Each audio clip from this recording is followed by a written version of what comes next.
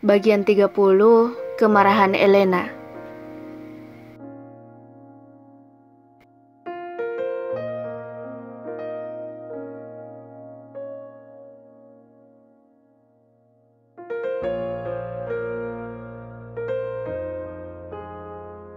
Ikut aku ke puncak, Win, sahut Raka tiba-tiba. Baru saja ia membentakku tanpa alasan jelas. Sekarang ia mengajakku ke puncak. Ada apa dengan manusia satu ini? Tapi Kak, aku kan besok ada kegiatan. Lagi pula aku sudah buat janji sama Kak Edo. Rengekku kesal. Tatapan Raka bertambah tajam ke arahku. Seperti elang mau menangkap mangsa. Aku jadi begidik dibuatnya. Pokoknya tak ada alasan. Kamu ikut ke puncak. Aku yang akan menghubungi Edo kalau dia keberatan. Emangnya siapa dia? Ucapnya lirih namun tegas. Aku menatapnya aneh. Tidak mengerti jalan pikirannya. Bukannya tadi dia baik-baik saja. Sekarang kenapa terlihat sangat marah? Nasi goreng yang kubawa habis tanpa sisa. Dia habiskan sendiri tanpa kata. Setelah tadi ngotot, mengajakku ke puncak. Aku menunggunya hingga pulang kantor dengan bermalas-malasan di sofa ruangannya. Malas juga bicara dengannya yang tiba-tiba dingin menanggapiku. Padahal aku berharap dia menghiburku setelah kesal dihina oleh Elena. Tapi ya, pasrah saja deh. Mungkin memang sudah nasib punya suami manusia kutub seperti dia. Raka benar-benar menelpon Edo untuk membatalkan rencana kunjungan ke anak-anak jalanan. Raka mengemasi pakaian di koper yang hendak dibawa ke puncak. Aku hanya memperhatikannya di bibir ranjang sambil berselancar di dunia maya dengan ponsel baru yang dia belikan minggu lalu. Kutatap wajahnya yang dingin dan cuek. Aku sempat berpikir, apakah pernyataan cintanya malam itu hanya ucapan kosong untuk menutupi rasa bersalahnya? Untung aku tidak GR duluan. Bisa-bisa aku terbang di awang-awang kemudian terjatuh di sela-sela jurang kekecewaan. Cie, apaan sih? Bahkan aku belum bisa memahaminya setelah sekian bulan bersama. Kadang ia terasa sangat perhatian dan hangat. Kemudian berubah dingin dan acuh. Kamu istirahatlah. Perjalanan ke puncak besok akan memakan banyak waktu. Ucapnya setelah rampung menyiapkan semua keperluan besok. Iya Kak. Jawabku ringkas karena masih kesal dengan keegoisannya. Dengan semena-mena memutuskan semua sesuai keinginannya. Ya, aku merasa bahwa menikah dengannya seperti hidup dalam sangkar emas. Hidup serba kecukupan, tapi tidak bebas. Bahkan berpendapat pun tidak bebas. Win, kamu kenapa? Sejak tadi kuperhatikan wajahmu ditekuk terus. Ada apa? Ayo cerita sama suamimu ini. Ucapnya mendekat ke arahku. Aku terdiam menanggapi pertanyaannya. Mataku yang tadi masih 100 watt karena stalking aplikasi biru di ponsel, kini tiba-tiba tersisa 5 watt. Malas menanggapinya. Kok diam? Ada apa? Tanyanya lagi mulai meraih lenganku. Kalau tak ingat dosa, sudah kutepis tangannya itu. Tapi ya, sudahlah. Aku ngantuk, Kak. Bukannya tadi disuruh istirahat. Jawabku kemudian meraih selimut dan menutupi tubuhku hingga kepala. Win, kamu marah ya? Tanyanya lagi. Ia berbaring di sampingku. Semakin lama kurasakan tubuhnya semakin mendekat.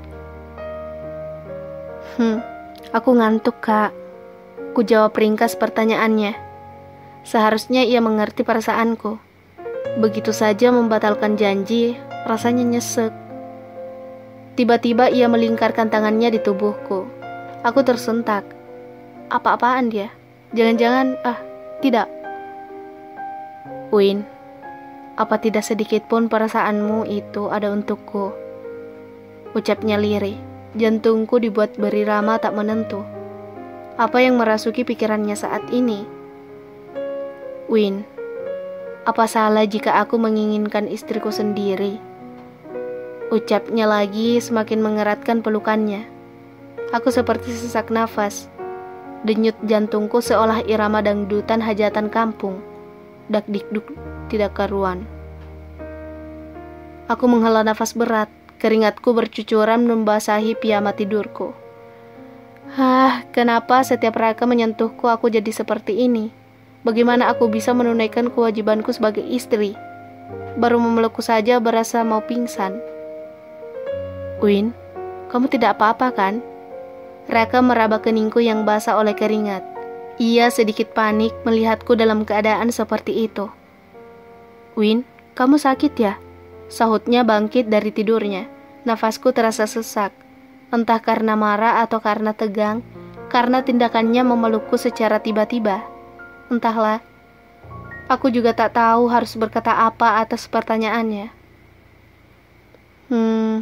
Tidak kak. Aku tidak apa-apa. Hanya gerah saja.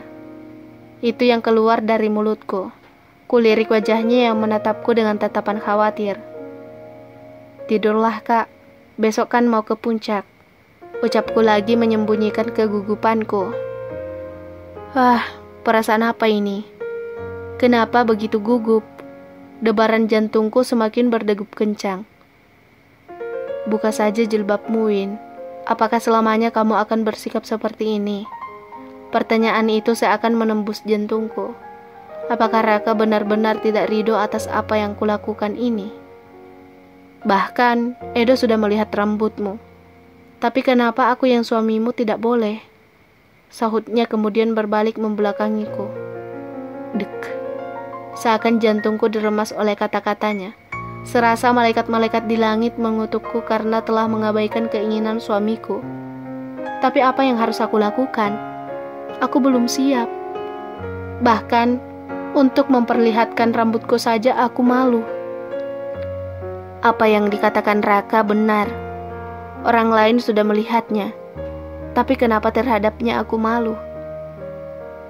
Tapi kan mereka melihatnya karena darurat, bukan sengaja untuk memperlihatkannya. Kak, maafkan aku, sahutku. Hanya itu yang mampu keluar dari mulutku.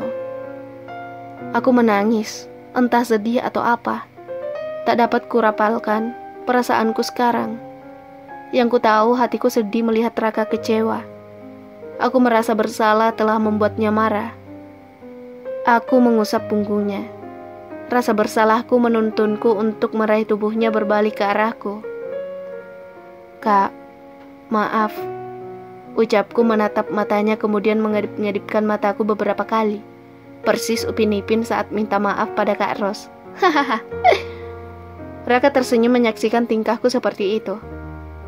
Aduh, sakit kak. Aku menjerit saat Raka menjitak keningku. Raka kembali melingkarkan tangannya di tubuhku tanpa canggung.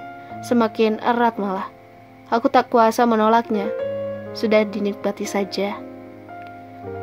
Pagi sekali kami bersiap berangkat ke puncak. Walau jadwal meetingnya sore, tapi perjalanan menuju puncak memakan waktu cukup lama, sekitar 5 jam. Raka menghentikan laju mobil di depan kantor miliknya. Aku terperangah melihat sosok yang berdiri di depan lobi kantor. Elena, sahutku. Jadi dia ikut juga. Bakal seru nih. Kesempatan untuk mengerjainya. Elena masuk dalam mobil dengan muka masam. Terlihat tidak senang dengan keberadaanku. Raka, kok bawa istri segala? Emang mau bulan madu apa? Kita kan mau kerja, sahut Elena ketus. Emang iya sekalian bulan madu. Mau nginap beberapa hari, iya kan sayang? Timpalku tersenyum sinis ke arahnya. Bocah, aku tanya sama Raka bukan kamu, sahutnya bertambah kesal. Aku yakin kesempatan ini akan ia gunakan untuk menggoda Raka. Takkan kubiarkan. Loh, kok aku kenapa ya? Sudah, bisa diam gak sih semua? Aku fokus nyetir nih, ucap Raka meninggikan suaranya. Mungkin pusing dengan perdebatan kami berdua. Seperti biasa, Elena menghentakkan kakinya ke lantai karena kesal. Aku juga kesal. Dasar perempuan penggoda. Heran sudah tahu punya istri masih saja digoda. Tapi emang iya sih, Raka itu pantas untuk digoda. Raka tersenyum kemudian membelai kepalaku melihatku cemberut. Sengaja sih supaya si Elena itu mati gaya dengan kemesraan pura-pura kami. Untung malaikat baik sedang bercokol di kepala Raka, jadi inisiatifnya membelai kepalaku seakan trofi emas yang diberikan padaku di depan Elena. Mata Elena memerah menyaksikan kami. Sengaja bergelayut manja di lengan Raka, membuat hidung mancung Elena terlihat kembang kempis menahan amarah.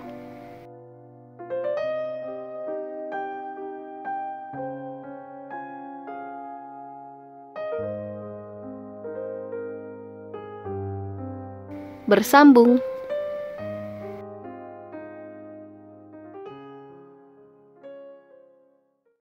Teman-teman yang penasaran banget dengan ceritanya atau mau mengintip profil penulis, yuk kunjungi platform di bawah, sudah kami tulis di link deskripsi.